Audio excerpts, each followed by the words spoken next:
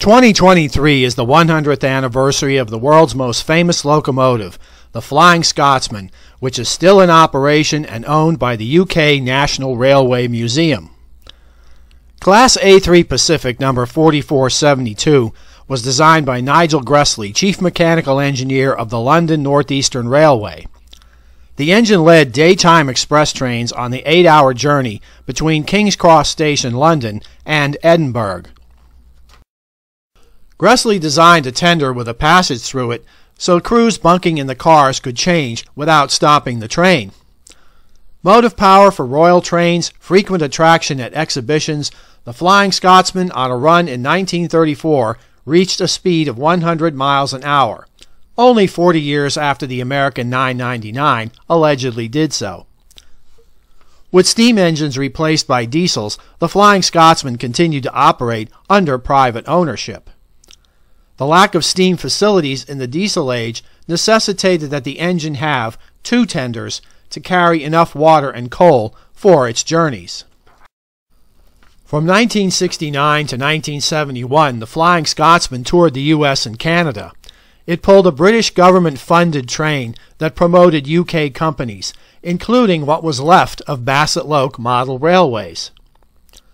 Greeted by rock-throwing spectators in some places, the majestic engine's progress was marred by regulations that required it to be towed by diesels and electrics on the Northeast Corridor. Also, it had to be fitted with American railroad devices, such as a cowcatcher. The Scotsman's visit to America was a failure for its commercial exhibitors. British government funding was pulled, unanticipated expenses drove the engine's owner-operator into bankruptcy. A new owner had to sneak the engine back to England. The story could be the stuff of a British comic film.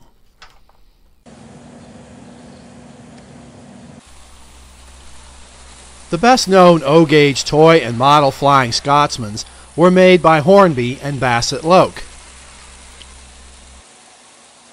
Let's start with the Hornby Scotsman.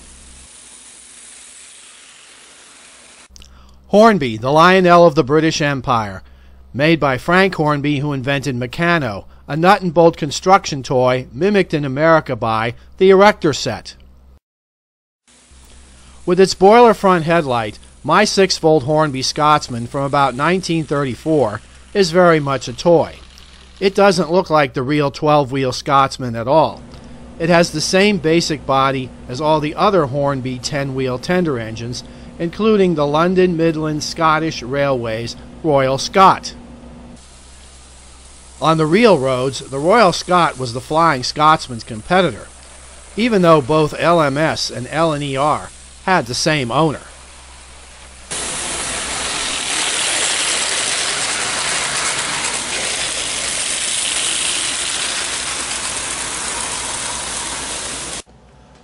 The Hornby Flying Scotsmans of the mid-1930s came in clockwork or with AC motors in two voltages, 6 volts and 20 volts. The voltage is stamped on the pickup.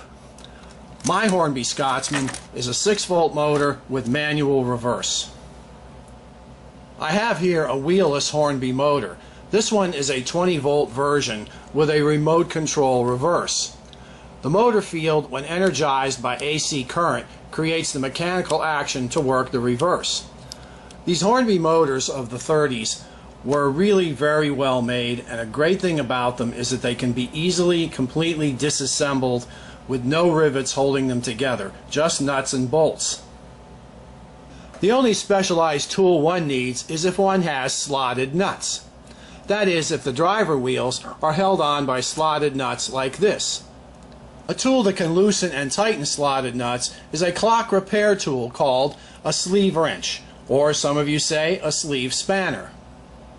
Now the Bassett-Lowke Scotsman. Around 14,000 of these were made from the 1930s through the 1950s. My model is probably from the late 1930s. The two coaches were made in the early 2000s by Ace Trains, run by the guy who tried to revive Bassett-Lowke during the dark days for larger gauge trains in the 1960s. By the way, the company name is not Bassett and Lowke. It's Bassett-Lowke, one dude's hyphenated name. When Bassett-Lowke supplied models of and model parts for trains and ships. In the early 1900s, he contracted with German toy makers such as Bing and Marklin to make English-style trains. He also helped pioneer HO gauge. The Bassett-Lowke brand name lives on under Hornby ownership. The motor in the Bassett-Lowke Scotsman is for DC current only. DC was a current favored by Bassett-Lowke and other English makers for larger gauges in those days. The Bassett-Lowke Scotsman is like an O-gauge sized HO engine. Here's a couple of Bassett-Lowke DC motors characterized by their permanently magnetized fields. This one has a horseshoe magnet shaped field. This one has a bar magnet on the top and on the bottom. I'm able to operate the Bassett-Lowke 12-volt DC motor by wiring a bridge rectifier between a Lionel transformer and the track. The scale model runs okay on tubular tin plate track, but with its scale wheels it would probably be happier on flat-topped rail.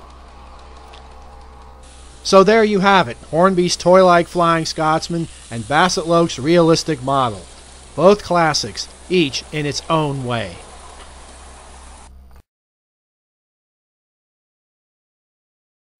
A tool that can loosen and tighten sluts. Oh,